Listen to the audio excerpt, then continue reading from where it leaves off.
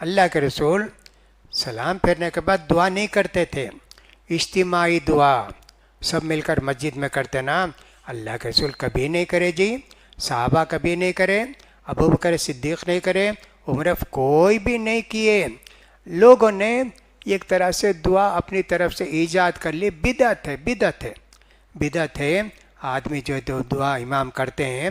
وہ السلام علیکم ورحمۃ اللہ، السلام علیکم، ان کی امامت ختم ہو گئی، اب ان کو کیا کرنا، اب امام تھوڑی ہیں، وہ دعا کرے تو ہمیں تھوڑی دعا کرنا ہے،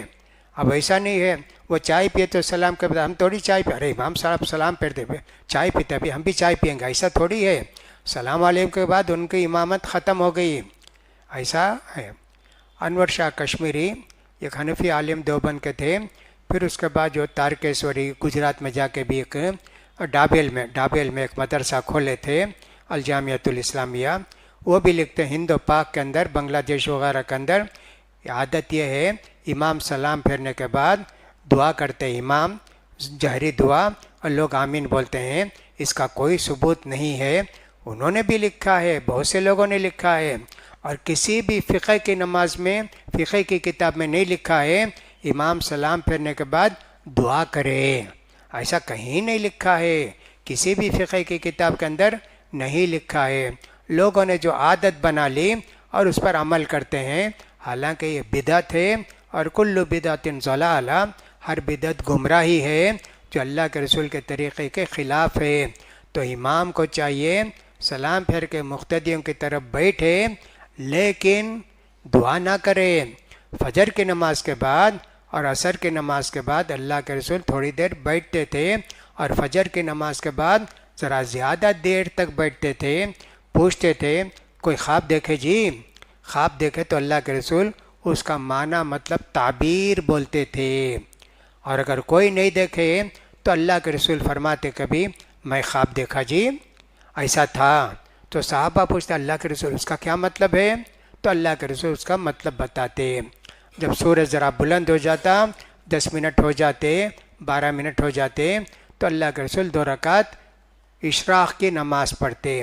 سورج طلوع ہونے کی نماز پڑھتے۔ اس کے تعلق سے بعض صحیح حسن حدیثوں میں آیا، جو آدمی کا فجر کی نماز پڑھ کے اپنی جگہ بیٹھا رہا، اللہ کو یاد کرتا رہا، دعا کرتا رہا، یہاں تک کہ سورج طلوع ہوا اور ذرا بلند ہو گیا، تو 2 رکعت پڑھتا ہے تو اس کو ایک عمرے کا ثواب ملے گا۔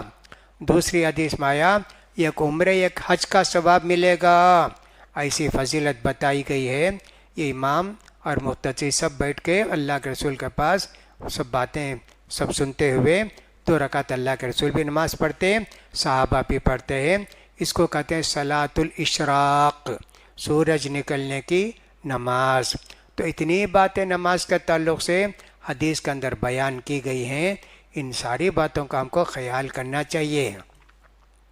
کبھی ایسا ہوتا ہے کہ آدمی ناپاک ہے، جنوبی ہے، جیسے فجر کی نماز میں رات میں احتلام ہو گیا، اسے فجر کی نماز کو آیا، وضو کیا، آ کے نماز پڑھ لیا، اب نماز پڑھ لینے کے بعد اس کو یاد آ رہے مجھے تو احتلام ہو گیا تھا، اب وہ کیا کرے گا،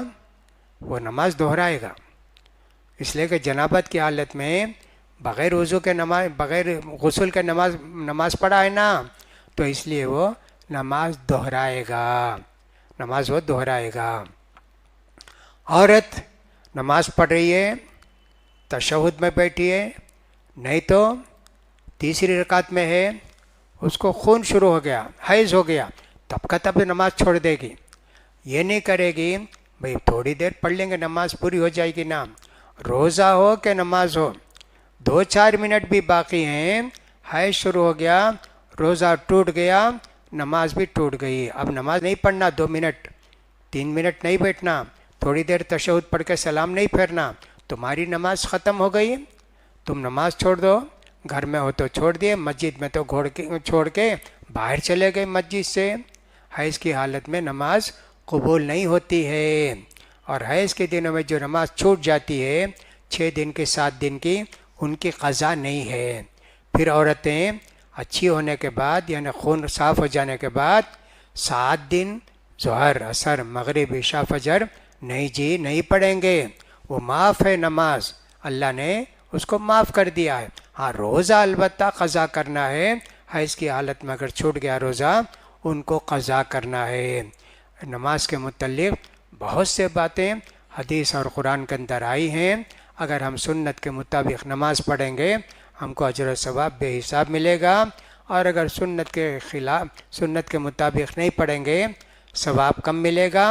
اور کچھ چیزیں چھوڑ دیے نماز ہی نہیں ہوتی ہے، نماز ہی نہیں ہوتی ہے۔ مجھے یاد پڑتا ہے حضرت عمر رضی اللہ تعالیٰ عنہ کے تعلق سے، یہ یاد پڑتا ہے کہ حضرت عمر رضی اللہ تعالیٰ عنہ ایک مرتبہ جنابت کی حالت میں نماز پڑھائے، اور بعد میں یاد آیا ان کو کہ بھئی جنابت کی حالت میں نماز پڑھائے، میں جا کے نہا دھو کے نماز پڑھے، باقی لوگوں سے نہیں بولے کہ تم لوگ بھی نماز دہراؤ جی، میں جنابت کی حالت میں پڑھایا، نہیں بولے۔ ایسی مجھے ایک حدیث یاد آتی ہے، اگر کوئی امام ایسا پڑھا دیے بھول کے پڑھا دیے، ان کی نماز نہیں ہوتی، باقی لوگوں کی نماز ہو جاتی۔ یہ بھی ایک بات ہے کہ امام کی نماز صحیح ہو تو مقتدی کی صحیح ہوتی ہے، یہ ہر جگہ یہ قاعدہ نہیں ہے، بلکہ کہیں کہیں استثناء بھی ہے، اس کے علاوہ بھی ہے۔ تو نماز کی حفاظت کریں اور سب سے زیادہ پابندی نماز کی کریں۔ اللہ تعالیٰ نماز سے بہت سارے مسئلے حل کرتا ہے، بہت سارے مصیبتیں دور کرتا ہے۔ اللہ کے رسول کو بھی کوئی پریشانی ہوتی پہلے نماز پڑھتے، نفل نماز پڑھتے، اذا حزبہ امر صلی، اللہ کے رسول کو کوئی بھی پریشانی ہوتی تو پہلے نماز پڑھتے تھے۔ اتنی برکتیں ہیں جی۔ اس طرح نماز کے متعلق یہ چند ضروری باتیں تھیں جو آپ کو بتائی گئیں۔ اب آئندہ جمعرات کو درس نہیں ہے، اس کے بعد پھر بھی کوئی مسئلہ ہوگا تو انشاءاللہ وہ کوئی سلسلہ شروع کریں گے۔ اللہ سے دعا ہے کہ اللہ تعالیٰ ہم سب کو سنت کے مطابق نماز پڑھنے کی توفیق نصیب فرمائے۔ جو بھول چوک ہو گئی نماز میں اللہ اس کو معاف کرے، اور اللہ تعالیٰ ہر چیز ہر کام سنت کے اور شریعت کے مطابق کرنے کی سب کو توفیق نصیب فرمائے۔ وآخر دعوانا الحمدللہ رب العالمین۔